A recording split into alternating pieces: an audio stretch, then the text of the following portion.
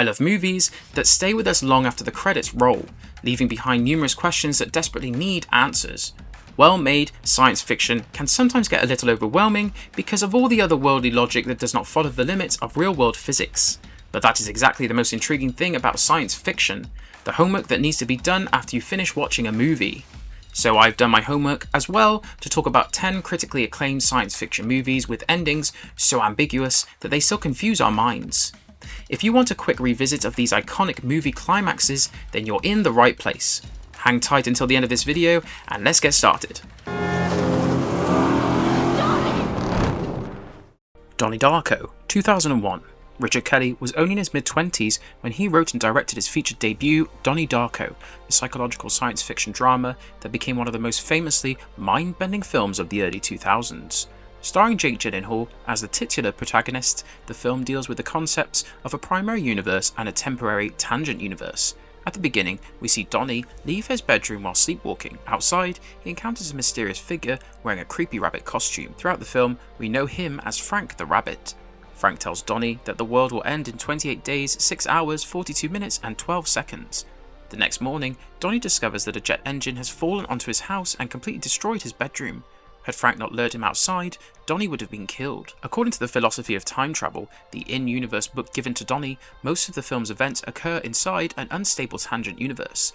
This duplicate reality has been created by a disruption in time and contains an unexplained extra object called the artifact, in this case the jet engine. The tangent universe can survive only for the period described by Frank. If it collapses while the artifact remains inside it, the destruction could also threaten the stable primary universe. Donnie becomes the living receiver, a person granted unusual powers and unconsciously guided towards returning the artifact to the primary universe. Inside the tangent universe, Donnie meets Gretchen Ross and falls in love with her. However, as the deadline approaches, Gretchen is struck and killed by a car driven by Frank Anderson, the young man whose Halloween costume inspired the rabbit figure. Donnie shoots Frank through the eye, creating the wounded version of Frank, who has been guiding him throughout the film as one of the manipulated dead. Donnie finally understands what he must do. He uses his powers to guide the jet engine torn from the airplane carrying his mother and sister into the time vortex. The artifact travels back into the primary universe and falls into Donnie's bedroom at the beginning of the film's restored timeline. This time, Donnie chooses to remain in bed. He wakes up laughing, apparently aware on some level of everything that has happened before the engine crashes through the house and kills him. By sacrificing himself, Donnie prevents the creation or collapse of the tangent universe and saves Gretchen, his family, Frank, and everyone else affected by that timeline. The final montage shows several characters waking with vague emotional echoes of experiences that technically never occurred. Gretchen, who has never met Donnie in the restored reality, stops outside his house and asks what happened. She and Donnie's mother wave to one another despite being strangers, suggesting that the people connected to the tangent universe retain subconscious traces of the lives they shared there. Primer, 2004. Next on the list is an ultra-low-budget science fiction mystery called Primer, directed by Shane Carruth, who also plays one of the time-travelling engineers, Aaron. Primer has an ending that could probably baffle even the most dedicated science fiction expert. So before I start explaining, I should say that the overlapping timelines allow for several interpretations. The film revolves around two engineers, Abe and Aaron, who accidentally invent a machine capable of sending objects and eventually people backwards through time. The machine does not allow someone to select any point in history. It has to be switched on at the destination time and left running. A traveller later enters the box, remains inside for the same amount of time the machine has been operating, and exits near the moment it was activated. For example, if the box is activated at noon and the traveller enters it 6 hours later, they must remain inside for approximately 6 hours before emerging near noon. This process does not erase the traveller's earlier self, it creates an overlap in which the time traveller and their original counterpart temporarily exist at the same time. Abe secretly builds a human-sized box and tests it before telling Aaron. He also creates a separate fail-safe box and activates it before the experiment, allowing him to return to an earlier point if their actions become disastrous. The complication is that Aaron discovers the fail-safe before Abe realizes it. Aaron secretly uses it, travels back, drugs and hides his earlier self, and then follows Abe while carrying recordings of the previous conversations so that he can repeat his dialogue convincingly. By the time Abe decides that their time travel has become too dangerous and uses his failsafe to reset events, Aaron has already beaten him to that point. There are now multiple versions of both men occupying overlapping timelines, including an Aaron who's been secretly manipulating events from much earlier than Abe understands. Aaron also becomes obsessed with changing an incident at a party where Rachel's former boyfriend arrives carrying a shotgun. Aaron and Abe repeatedly revisit the event, making adjustments until Aaron can disarm the attacker and become the hero who prevented a tragedy. The film ends with the two men choosing radically different paths. Abe decides to remain behind and stop their original counterparts from discovering time travel. He intends to sabotage the experiment before the boxes can be used, even though Aaron warns him that another version of Aaron may prevent him from succeeding. Aaron leaves the country and begins constructing a much larger time machine inside a warehouse, apparently intending to expand the technology far beyond the controlled experiments he conducted with Abe. The voiceover is Aaron speaking to another version of himself, explaining what happened after their timelines separated. The ending does not clearly label every surviving duplicate, and trying to number them quickly becomes a nightmare. What matters is that Abe responds to the consequences by trying to contain the invention, while Aaron responds by pursuing even greater control over time. Their friendship is over, and the technology is no longer something either man can truly contain. 2001: A Space Odyssey, 1968. Before Tarkovsky made Solaris or Star Wars transformed the idea of the cinematic space adventure, Stanley Kubrick made 2001: A Space Odyssey and helped reinvent science fiction on the big screen. But because it is a Kubrick film, 2001 is more interested in surreal, philosophical questions about intelligence, evolution, and humanity's place in the universe than in providing clear scientific explanations. The film opens during the dawn of humanity, showing a tribe of early hominins struggling to survive. A mysterious black monolith appears, and shortly afterwards, one of the creatures discovers that a bone can be used as a tool and a weapon. The film then jumps millions of years into the future, where humanity has developed space travel. Another monolith is discovered buried beneath the moon's surface. When sunlight touches it for the first time since it was deliberately buried, it transmits a powerful signal towards Jupiter. 18 months later, the spacecraft Discovery 1 travels to Jupiter to investigate the signal's destination. The mission is disrupted by HAL 9000, the ship's artificial intelligence, who kills most of the crew after receiving contradictory instructions about concealing the mission's true purpose. Astronaut David Bowman, played by Keir Dullea, disconnects HAL and continues towards Jupiter alone. Near the planet, Bowman encounters an enormous monolith and is pulled through the Stargate, travelling across bizarre cosmic landscapes before arriving in an apparently luxurious neoclassical room. The room is not explicitly described in the film, but Kubrick later explained that Bowman had been placed in something resembling a human zoo, an artificial environment created by advanced extraterrestrial beings from what they understood of human culture. Bowman sees progressively older versions of himself around the room. Rather than time simply moving faster, he appears to experience different stages of his remaining life through a surreal sequence that does not obey ordinary continuity. Eventually, an elderly Bowman lies in bed and reaches towards the monolith, which has appeared at the foot of the bed. He is then transformed into the Star Child, a fetal being enclosed within a glowing sphere that appears above Earth. The ending suggests that the intelligence behind the monoliths has guided humanity through another evolutionary transformation. Just as the first monolith encouraged the use of tools, the final encounter changes Bowman into something beyond ordinary humanity. Whether the Star Child represents a literal new species, a rebirth, a godlike consciousness, or the next stage of human evolution is intentionally left unexplained. Annihilation, 2018. Based on Jeff Vandermeer's novel of the same name, Annihilation is a 2018 science fiction film directed by Alex Garland that follows a mysteriously expanding extraterrestrial phenomenon called the Shimmer. The story's protagonist, Lena, played by Natalie Portman, is a biologist and former soldier. Her husband, Kane, played by Oscar Isaac, entered the Shimmer as part of a military expedition and unexpectedly returned home after being missing for approximately a year. However, the returned Kane has little memory of what happened and quickly becomes critically ill. Lena joins an all-female expedition to the Shimmer to discover what happened to him and determine the nature of the phenomenon. Inside, the team encounters organisms that have undergone bizarre genetic changes. The Shimmer appears to refract DNA, memories, behaviour, and physical characteristics, combining traits across different forms of life rather than producing ordinary mutations. At the lighthouse at the Shimmer's centre, Lena discovers a recording of the original Kane. In the video, Kane says that he no longer knows whether he is truly himself before killing himself with a phosphorus grenade. After the explosion, a physically identical duplicate of Kane appears and addresses the camera. This confirms that the Kane who returned home is not the original Kane, but a copy created inside the Shimmer. Lena then enters the chamber beneath the lighthouse and encounters Dr. Ventress, who says that the Shimmer is not merely destroying things but changing everything into something new. Ventress disintegrates into an expanding cloud of light. The cloud absorbs a drop of Lena's blood and forms a faceless humanoid figure that begins mirroring her movements. The creature is not initially an exact duplicate. It gradually assumes more of Lena's shape and behaviour while trapping her through its relentless imitation. Lena eventually takes one of Kane's remaining phosphorus grenades, places it in the creature's hands, pulls the pin and escapes. The being continues copying her movements and touches the burning grenade to the lighthouse. The fire spreads through the creature, the lighthouse, and the biological structures connected to the Shimmer, causing the entire phenomenon to collapse. Back at the facility, Lena learns that Kane's duplicate began recovering as soon as the Shimmer disappeared.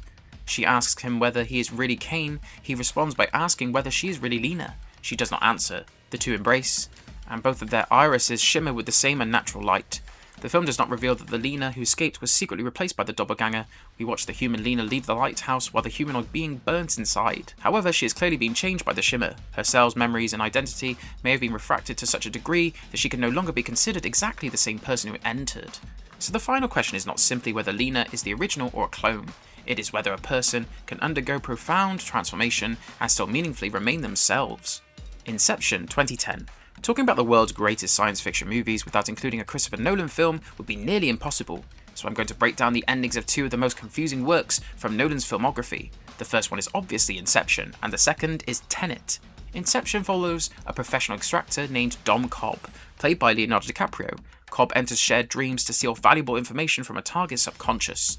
He is hired by the powerful businessman Saito to perform Inception, planting an idea inside another person's subconscious so convincingly that the target believes it originated within their own mind. Cobb agrees because Saito promises to use his influence to clear the murder charge, preventing Cobb from returning to the United States and seeing his children. The team constructs a dream containing several nested levels.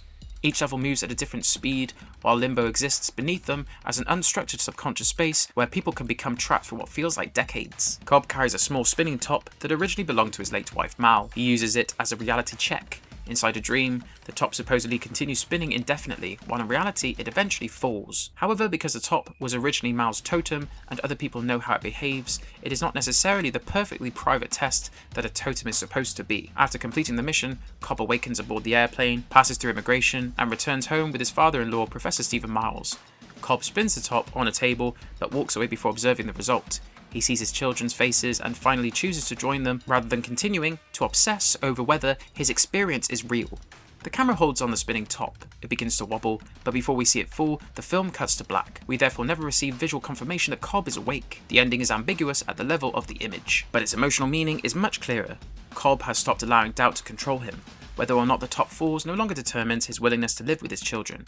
Michael Caine later said that when he struggled to understand the screenplay, Nolan told him that scenes containing Caine's character were reality. Since Miles appears in the final sequence, Caine interpreted the ending as real. However, Nolan's comment was partly guidance for Caine's performance rather than an official rule given to the audience. Nolan has continued to emphasize that the important point is Cobb's decision to stop watching the top. So yes, there are clues that Cobb has returned to reality, but the film deliberately refuses to prove it beyond all doubt. Tenet 2020. I think Tenet surpassed even Inception in its ambiguity and physics-bending logic. Released in 2020, Tenet follows a CIA operative known only as the protagonist, played by John David Washington. The protagonist is recruited into a secret organization called Tenet, and uncovers technology capable of reversing an object's entropy, causing it to move backwards relative to the rest of the world. When a person becomes inverted, they continue experiencing their own actions normally, but the surrounding world appears to move backwards. From an outside observer's perspective, the inverted person moves in reverse. The protagonist eventually tracks the technology to Andrei Sator, a terminally ill Russian oligarch communicating with people in the future. Sator has assembled 9 pieces of a device called the algorithm. A scientist in the future created it with the theoretical ability to invert the entropy of the entire world, but, horrified by its implications, separated and hid its components throughout the past. People in the future want the algorithm because environmental collapse has made them desperate. They believe reversing the world's entropy could save them, although doing so may erase or destroy the people living in the past. Sator plans to bury the completed algorithm at Starsk 12 and transmit its location to the future when he dies. The final battle uses a temporal pincer movement. The red team moves forwards through a 10-minute operation. The blue team first experiences the battle while inverted, moving backwards through those same 10 minutes. They then provide the red team with information about what will happen. By attacking the same event from opposite temporal directions, each team supplies knowledge that helps the other complete the mission. Meanwhile, the protagonist and Ives enter the underground hypocenter to retrieve the algorithm before Sator's operative can bury it. Inside, they encounter a locked gate and are nearly killed. An inverted soldier wearing a red cord on his backpack rises from the floor, unlocks the gate, and takes a bullet that would otherwise have struck the protagonist. After the algorithm is secured, the protagonist notices the same red cord on Neil's equipment. He realizes that Neil is the soldier who will later invert himself, return to the hypocenter, open the gate, and die saving him. Neil also reveals that their friendship has existed for years, from Neil's perspective.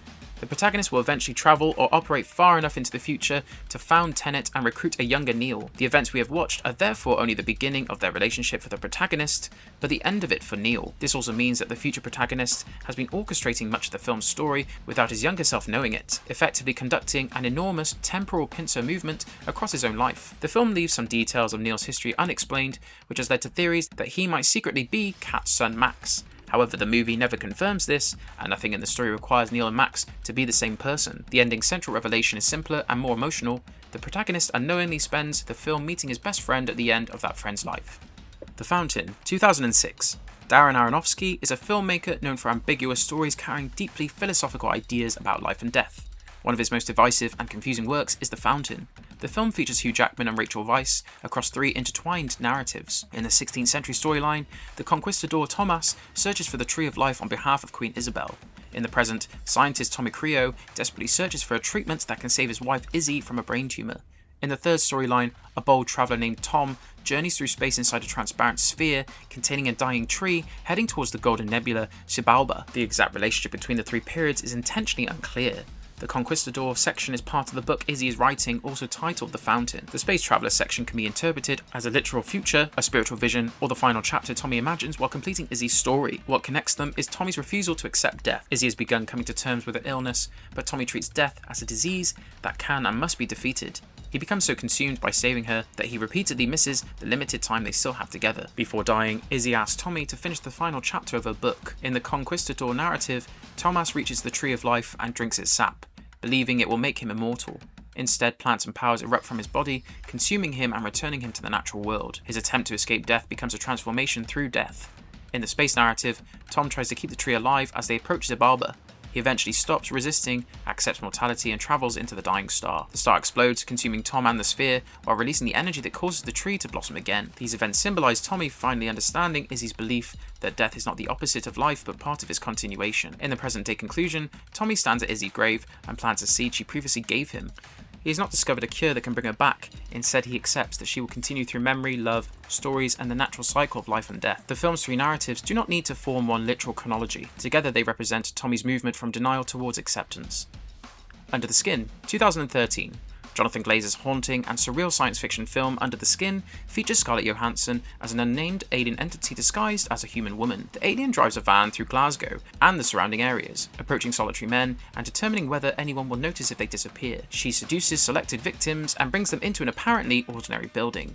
Inside, the physical environment transforms into an endless black void where the men sink beneath a dark liquid. Beneath the surface, their bodies are eventually emptied and processed, although the film never explicitly explains who is harvesting them or what their remains are being used for. As the mission continues, the alien begins observing human emotion and vulnerability more closely. A turning point comes when she encounters a man with facial disfigurement who has lived an extremely isolated life. She lures him into the void as she did with the others, but then unexpectedly releases him. Her handler retrieves and presumably kills the man, while the alien abandons her van and attempts to live independently. She tries human food, examines her body, watches television, and accepts kindness from a man who gives her shelter. However, her effort to experience human intimacy reveals that her borrowed body does not function like an ordinary human woman's. She eventually travels into a forest and takes shelter inside a logging hut. A forestry worker discovers her and initially appears helpful, but later follows her into the hut and attempts to rape her. She escapes into the woods, but he catches her and tears away part of her human disguise, revealing the smooth black alien body beneath it. Terrified, the attacker pours petrol over her and sets her on fire. The alien runs through the snow before collapsing, while smoke rises into the white sky. The ending is more philosophical than an ordinary alien death scene. At the beginning, she treats human beings as bodies to be selected, seduced and harvested without empathy. As she becomes increasingly affected by human vulnerability and kindness, she begins to develop something resembling compassion and an individual identity. But just as she becomes capable of recognizing humanity, she experiences its capacity for sexual violence and fear of difference. The attacker does not kill her merely because she's an alien. He attacks her while believing she is a human woman and burns her only after discovering that she's something he cannot understand. The ending therefore reserves her role. The predator becomes prey, while the alien who has begun developing empathy is destroyed by one of humanity's most brutal impulses. Coherence, 2013. In 2013, James Ward Burkett released the extremely low-budget science fiction thriller Coherence and proved that the genre does not need enormous visual effects, elaborate sets, or a huge cast to baffle an audience. Coherence follows M, played by Emily Baldoni, who joins her boyfriend Kevin and 6 friends at a dinner party on the night Miller's comet passes close to Earth. Their phones begin breaking, the internet disappears, and a neighborhood-wide power outage leaves almost everything outside in darkness. The group notices that one house farther down the street still has electricity. When some of them investigate, they discover what appears to be an exact duplicate of the house they just left, occupied by another version of their group. The comet has apparently created multiple overlapping realities. A dark zone outside connects an enormous number of nearly identical houses, each containing versions of the same 8 people whose evenings have unfolded differently. Every time someone leaves a house and travels through the dark area, they may enter a different reality without realizing it. As the characters cross between houses, objects, numbered boxes, coloured glow sticks, injuries, and personal histories no longer match. No one can be certain that the people returning through the door are the same versions who left. Betrayals, resentments, affairs, and violent possibilities emerge as the different groups become increasingly paranoid. Em eventually decides that the version of the evening she is experiencing has become irreparably dangerous. She leaves and walks through the neighbourhood, looking through the windows of alternate houses. She sees realities containing arguments, violence, and chaos before finding one where the dinner appears calm and a relationship with Kevin seems happy.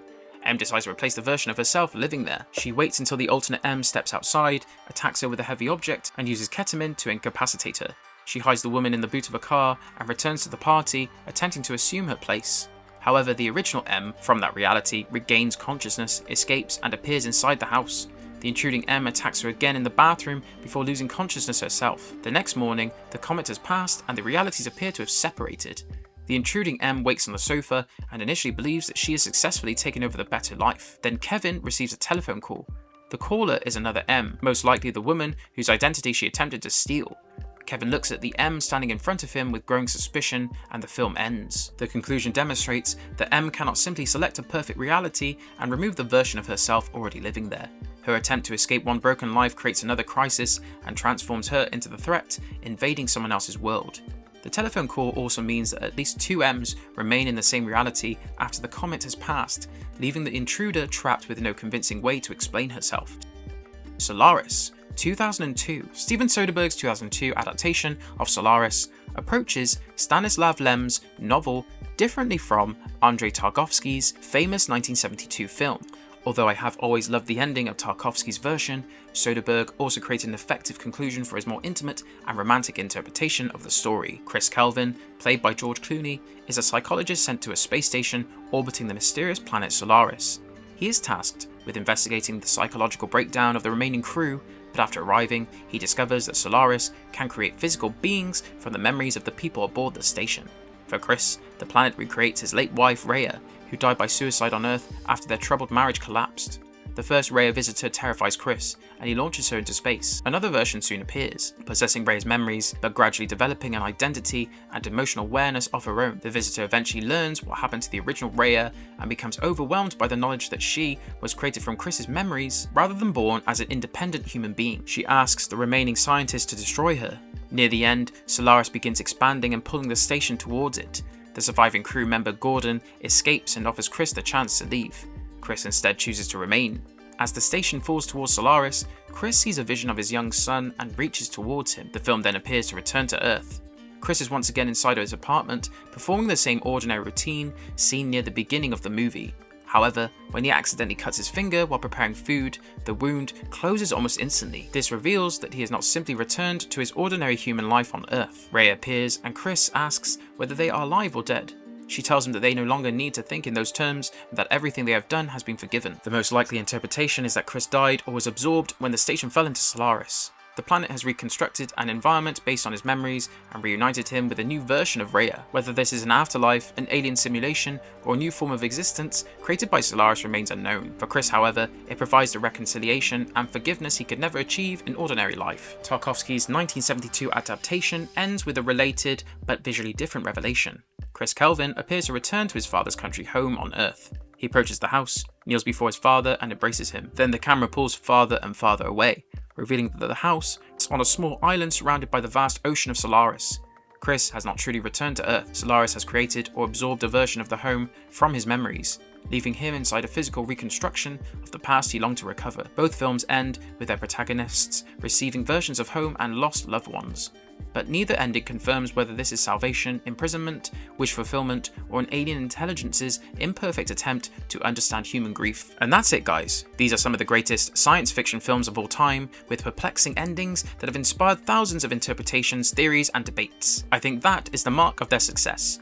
Even years or decades later, they do not become boring after multiple rewatches. Instead, every revisit seems to reveal another clue or create another possible explanation. So if you now have a clear idea of these endings and want to watch these movies for the first time or revisit them, please let us know about your experience in the comments.